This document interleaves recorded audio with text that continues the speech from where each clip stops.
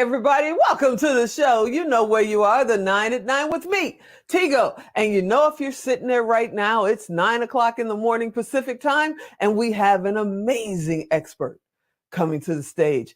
But today is extra super special because we're going to talk about empowerment, getting inspired, and motivation. Let's go. So sit right there. We'll be right back. Expert Talk is sponsored by Pod Nation TV, the podcast to broadcast network.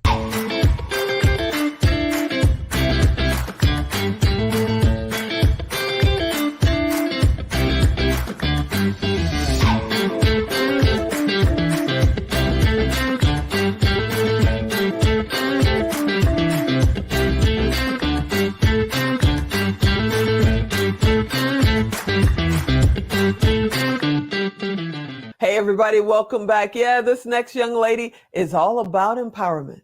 You know, for me, I've had a couple of best-selling, books, but she's working on number 16, I believe. Ooh, yeah, Dr. Shellie Hipsky is here. And let's rock this empowerment and get inspired, Doc. What's happening? I'm so excited to be here. I'm so excited to have you here. We had some peaks and valleys trying to pull this off, but you're finally here. And I thank you for, just hanging out a little bit. And we got this now. Okay, so I heard a little birdie told me, and I know we should probably save this for later, but it's just too good to hold on to. A little birdie told me, you're getting a Lifetime Achievement Award? Why? You're only like 25. You've not done much. I mean, you've got what, 15 bucks? Who does it? What's going on? Lifetime Achievement, congratulations. I'm keynoting next week at UCLA. It's one of my many colleges that I've been able to keynote at, from Harvard to Oxford University in England. And I'm going to be at UCLA, and the Presidential Lifetime Achievement Award is being given to me by the President Joe Biden's White House. They're honoring me with that because I have done over 4,000 hours of volunteer service in my lifetime so far. Wow. Okay. I would say how important is volunteering, but you're proving it.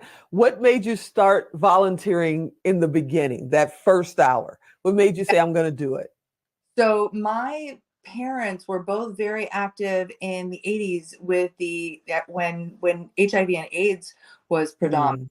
My father was a doctor. He had one of the very first AIDS patients in Akron, Ohio, in his hospital bed that he had to work with. And I remember sitting around the dinner table, Tigo, and my dad said, I took an oath to serve the needs of the patients that come into my practice. And he had AIDS, and my mother started getting very emotional. Not my dad didn't have AIDS, but the person his new patient. And my mother started emotional because she worked in the theater at the time. She ran the local theater, and a lot of the gay men that were in the theater at the time were very concerned or contracting it at this time because we didn't know that much about it. There was a lot of worry about it. But my parents both came together and we said, go do this, Dad. We came together. We helped to build Micah House there in Akron, Ohio. And wow. Since then, we would go, and my mom would take the guys out for dinner every Wednesday night, and we would make huge Thanksgiving dinners for them. And I would dress up in a little elf costume and pass out presents at Christmas time. So it really became a part of my life at a very, very young age. Just giving back, getting in there, getting in the mix. And I've been doing it ever since, from homeless shelters to helping with domestic violence survivors. It's very much on my heart to give back. I'm very much a servant leader.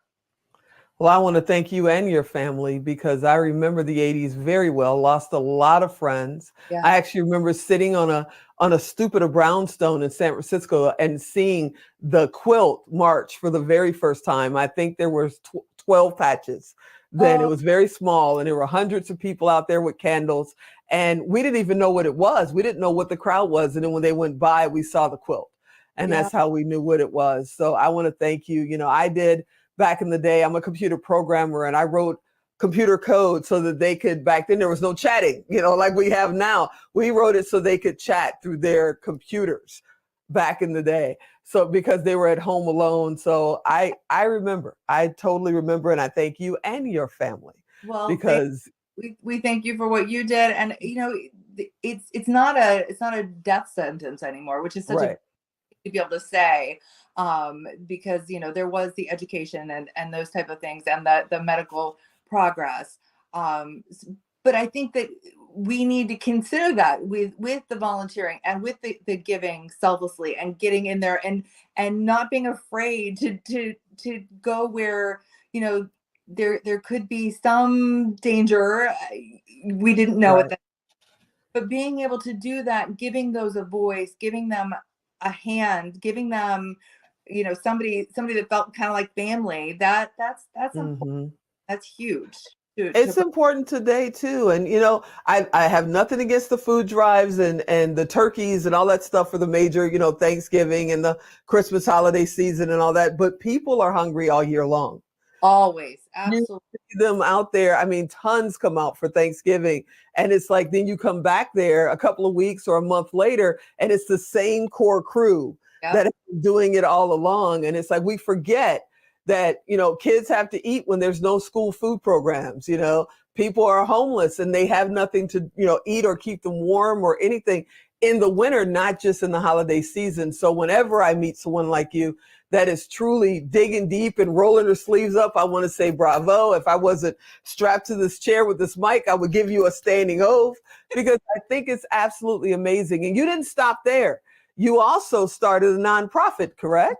My Global Sisterhood. I mean, I started it, but women around the world have really come together, pulled their resources, pulled their networks, made things happen, from our entrepreneurial school in Tanzania, Africa, to Dr. Mina, who is in Nepal, she was a Harvard researcher, Tigo, and she went back to her homeland of Nepal when there was a huge earthquake. Most of her family died. And she looked around and she saw that was huge, but also there was so many women that were not able to read. They were not able to communicate. They were not able to get jobs and provide for their families. So she has taught, Dr. Mina is one of our wonderful leaders of the Global Sisterhood, and she has taught over 87,000 women how to read and write there in Nepal. Wow. Talk about, that's an achievement. Wow, that's absolutely amazing. So I've got to ask before I get any further in, I always talk about fear. I always talk about what's stopping you. You are taking on the world. Are you afraid of anything? Oh, am I afraid of anything? Yeah, narcissists. I'm with you there, Doc. I'm with you there. Crap out of me. I love it. I love it.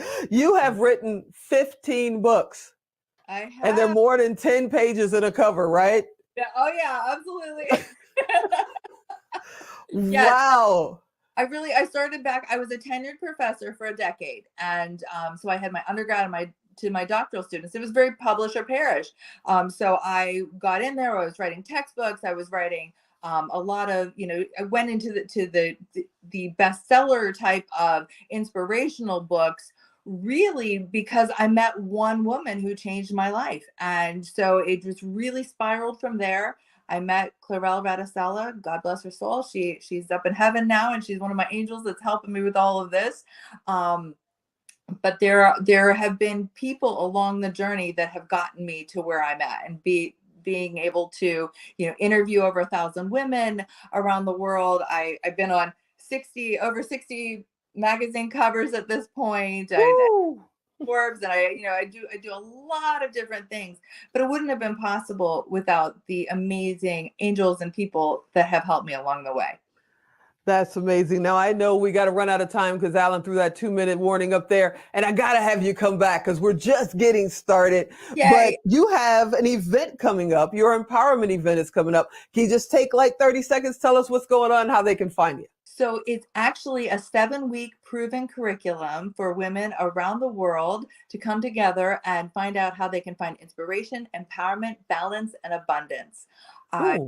love for any woman out there that really wants to live their best life and live their dreams as far as having a business and being able to balance it with their family life to come into the Empower You Masterclass. It's the 8th cohort coming up. And how do they get in touch with you, Doc? ShellieHipsky.com. ShellieHipsky.com. You're amazing. You know, this is our 9 at 9 show. We got to have you come back. I hope you'll come back and just hang out with us again, because this is so much fun. And you are inspiring. I'm thinking millions. I'm just going to put it out there. You are inspiring millions. I thank you so much for being on. Thank you. Hey, everybody. Okay. Don't look at me like that. I got you. I know you're probably driving or you're busy at work and you didn't get how to get in touch with Dr. Hipsky. Very easy. You know what to do. Go to tigodirect.com. Type in Dr. Hipsky. Type in inspiration. Type in motivation. She's coming up. Don't worry about it. And reach directly out to her. It costs you nothing. It costs her nothing. It's our way to connect us and make sure you guys can reach out to all of our amazing guests. All right. I hope you enjoyed this episode. I know you did. You know I want you to come back next time. And as always, I'm Tigo. I'll talk to you next time.